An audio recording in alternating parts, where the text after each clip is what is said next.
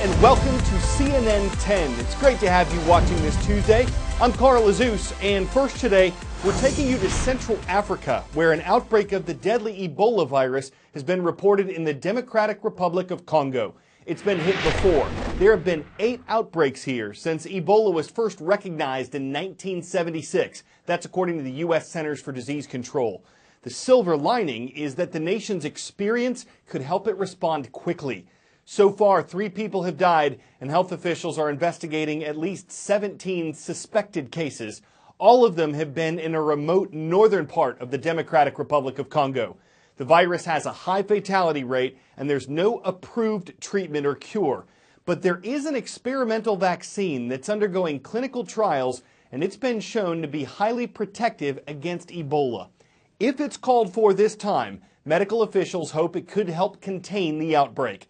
The medicine was developed during a 2014 outbreak in West Africa. It was the worst ever, and it killed more than 11,000 people.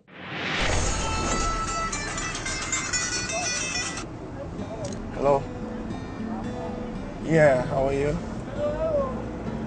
No, I was saying I'm en route to JFK to the O unit. Oh, okay. I lived through the outbreak. Thank God I did not get infected, but I had some terrible moments. Seeing people survive and seeing people die has affected me so much. Well, it's changed me.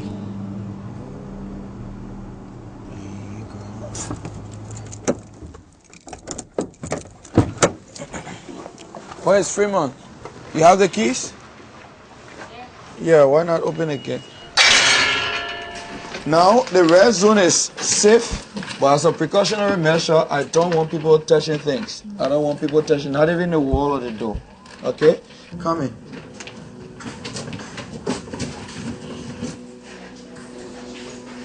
Patients were lying all on this floor.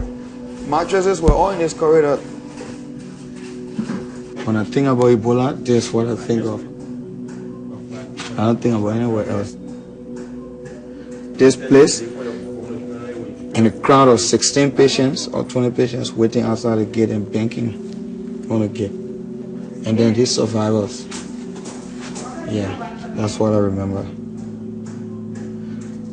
I don't like to think about the bodies because for some reason, I have a very vivid memories of dead people. I mean, it's so clear, it's not blurred, it's so fixed and complete. Yeah.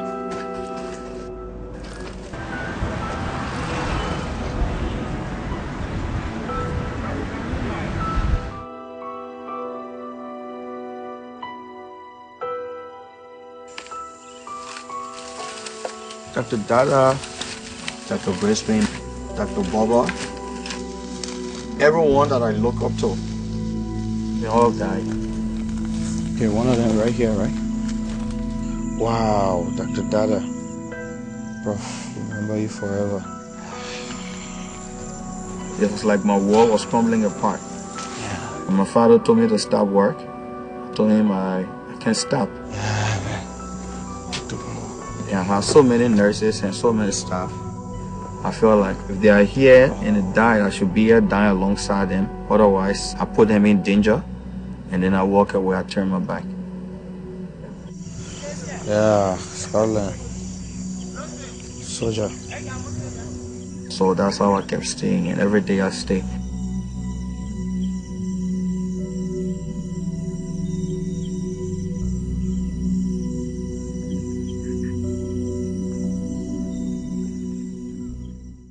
Up next today, unlike the last couple missile tests conducted by the Asian country of North Korea, the one it carried out earlier this week was successful. In fact, analysts say the country might have developed a weapon that could hit U.S. territory. North Korea says its test proves it has a rocket that could carry a nuclear bomb and that the U.S. mainland was in its range, as well as the American military base on the Pacific island of Guam.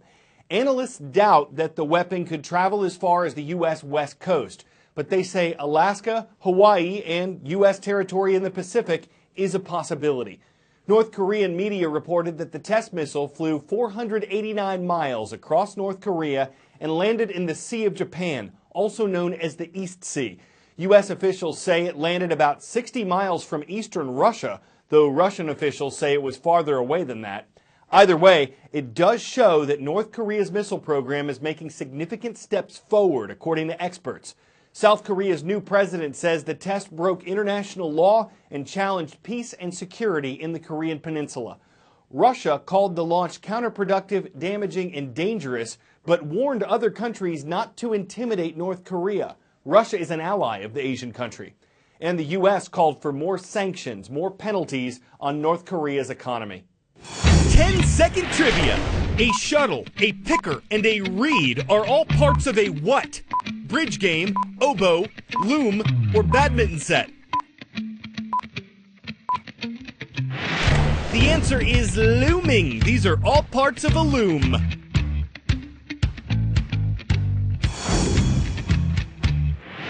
They can be used to weave everything from scarves to tapestries, and using looms to help others is the result of two CNN heroes teaming up.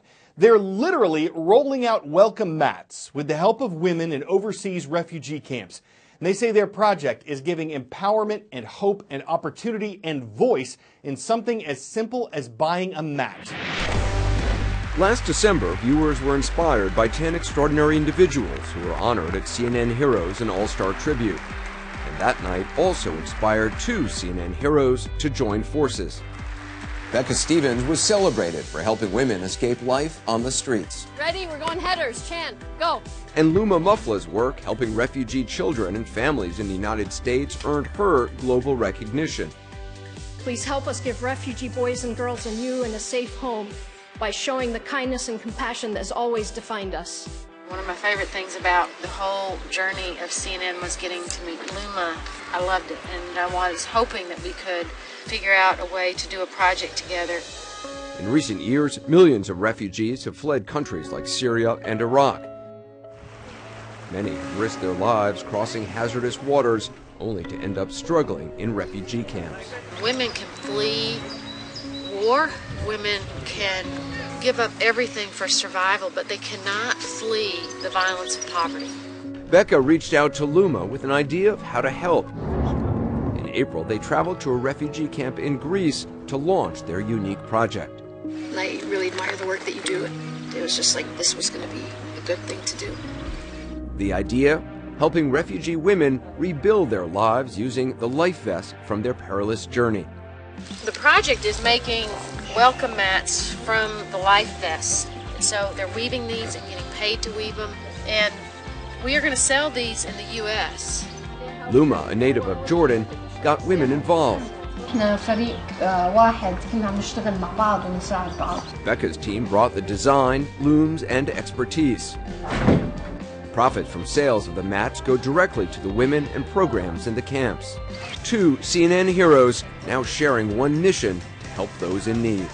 If you hadn't have been here, this would not have happened this week. You know, if you hadn't been here, it wouldn't have happened. Right. Yeah. So it's good we're together. Thank you, CNN.